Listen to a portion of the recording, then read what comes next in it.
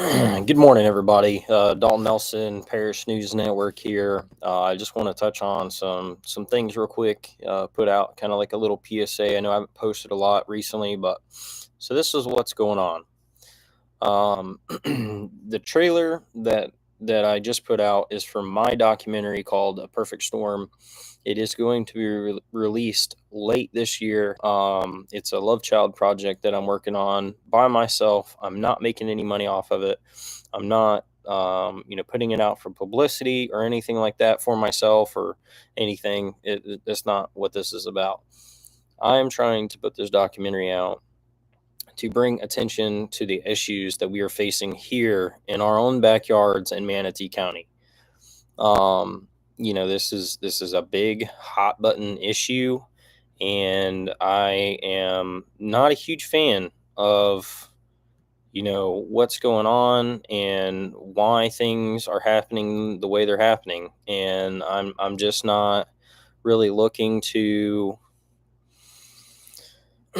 I'm just not looking to glorify myself or anything like that. I'm not in it for that, and I'm not in it for any money. I'm not making, like I said, I'm not making any money off this. I'm just trying to bring more attention to this issue because I think this is a really undercovered issue, especially with all the tragic events that happen in the Carolinas and everything. I mean, nobody could have expected three back-to-back storms. It's just not. It's not anything that anybody could have imagined. And the horrific events that happen up there should not be understated. That was something that was way more important than anything that happened here. But at the same time, I want to make sure that people understand that this is a reoccurring issue here in Florida. And, a lot of us are basically just told by our counties and our municipalities to suck it up. It's part of living in Florida. And I don't think it should be that way entirely. There's a lot of unanswered questions. There's a lot of things that I'm going to pose in this documentary that it's going to make you think. It's going to make you wonder, and that's what I want to try and invoke. I want to try and invoke questions and really put some heat on Manatee County in order to get them to answer our questions, because every time I call them, I know for a fact it's always, oh fuck, what does he want? And I don't get a lot. I don't try and call them every day. I don't try and call them every week. I don't try and pester the fuck out of them. Excuse my French, but I just try and call and get to the root of the issues and things. And it's very, very difficult to get anything out of them. So with that being said, I also want to give a shout out to the commissioners that have helped me out the most, and really it's one commissioner and a commissioner aide. Kelly O'Malley has helped me out tremendously with trying to take my concerns seriously, trying to relay them to Bearden, and Bearden's done the same thing. He has taken all of my concerns, he's looked into them, he's watched my video breaking down, that the hour and a half video breaking down the work session that they had with the Integra study engineer and all that. And he has, taken notes, and he's asked questions, and he has done above and beyond what any of the other commissioners really have. That being said, I have also talked to Carolyn Feltz, and at times I have gotten some correspondence back, and I feel like she has tried to at least address some of the issues, not nearly to the extent that Bearden has. And I'm not slamming anybody particularly, but some of these commissioners recently ran on a platform to which they got elected, and it honestly seems like they don't care anymore. And I'm talking about one commissioner in specific. And if you go back and you look when I've called in for public comment, they have made a very conscious decision to sigh and to make side comments and to roll their eyes and to laugh and to, think that I'm joking about what I'm saying, when I don't see anybody else from the public doing the extent of research that I do for the topics I talk on, or I mean, just really deep diving into all of this stuff. I don't see anybody doing it. I don't see anybody with my background or my expertise doing any of the stuff that I'm doing for whatever reason. And, I think it's just because a lot of people have accepted that it is just a Florida issue. It's part of living in Florida, and that should not be the case. There are plenty of places that I've lived that we don't have these issues. They are a 1 in 100 chance, 100%. And so, I mean, look at the Carolinas, for example. They flood periodically. They don't flood all the time. And so, that's something that I just would like to address. Something else, a lot of the things that you're seeing right now, as far as, them cleaning up certain parts of certain watersheds and things, is all reactive to the situation and reactive to the pushback to try and um, swale or console, or whatever the case is, the people, and trying to calm everything down, when really this is the time to keep the heat on, and this is the time to push. Additionally, I would like to say what is it? We are officially in the May. Sorry about that. I want to look at my calendar here. Thursday, May 8th, is a land use meeting. There is going to be Pope Ranch on the docket. I have talked about this topic a couple of different times, went over some things. I am going to be asking George Cruz, which is the chair of the board, he's the one that has to make the decision, to allow me to speak for 10 minutes. I'm going to get my signatures. I've got the paper and everything already filled out. I just got to get the signatures on it. I've already got people for it. I think I need like one more person, but anyway.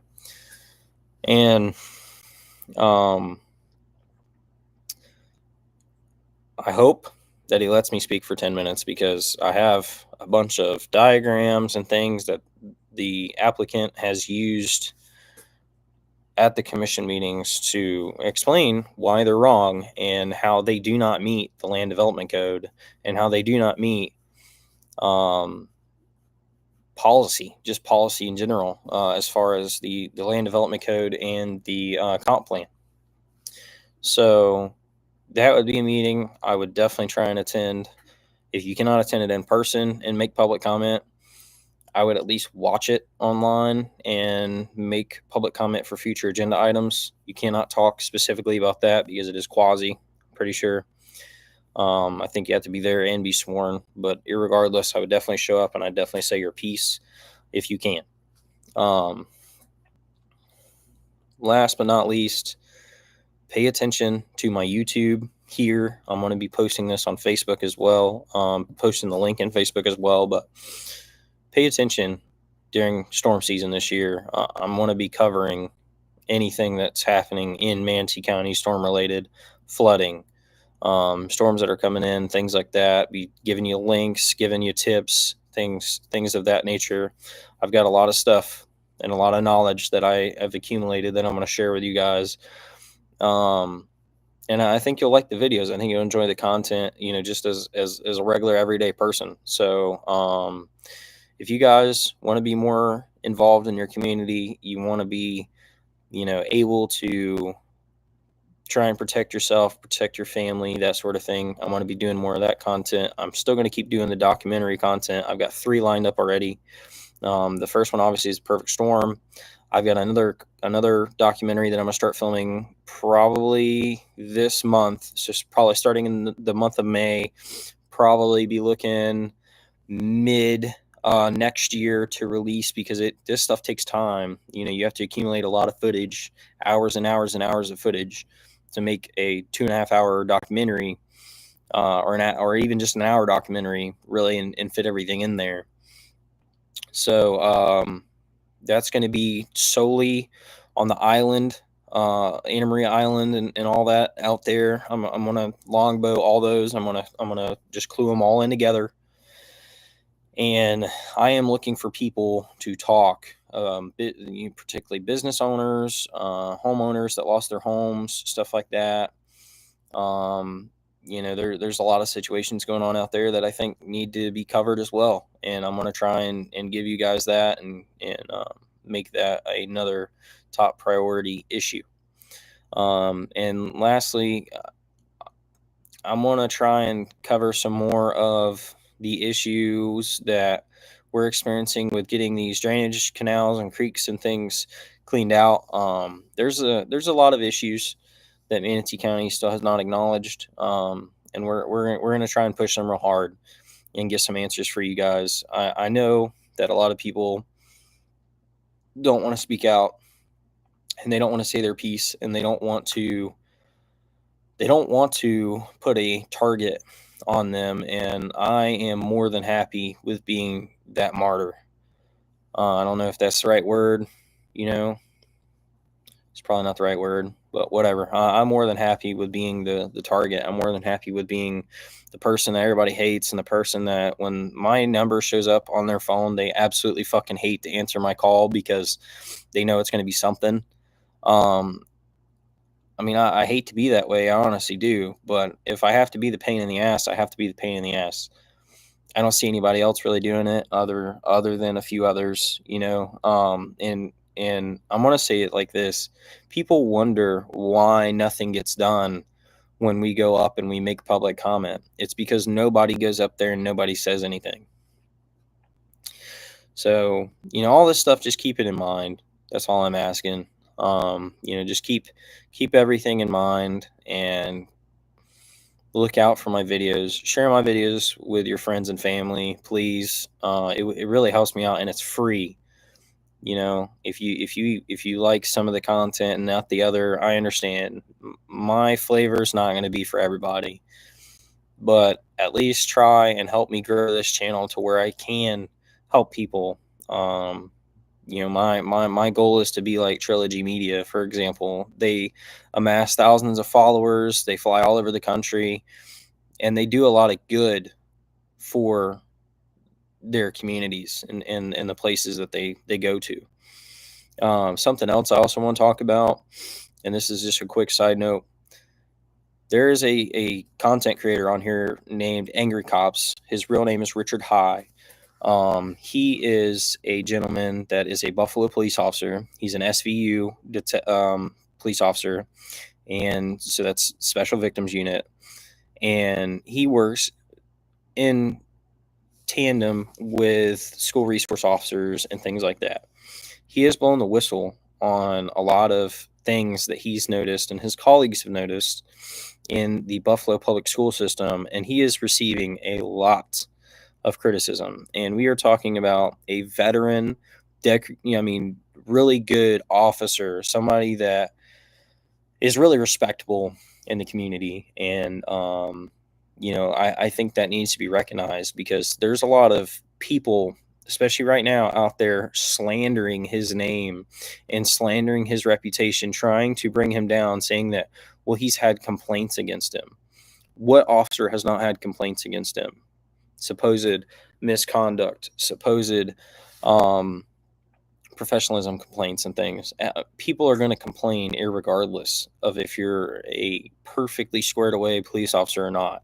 Not to mention, he is also an Army drill instructor.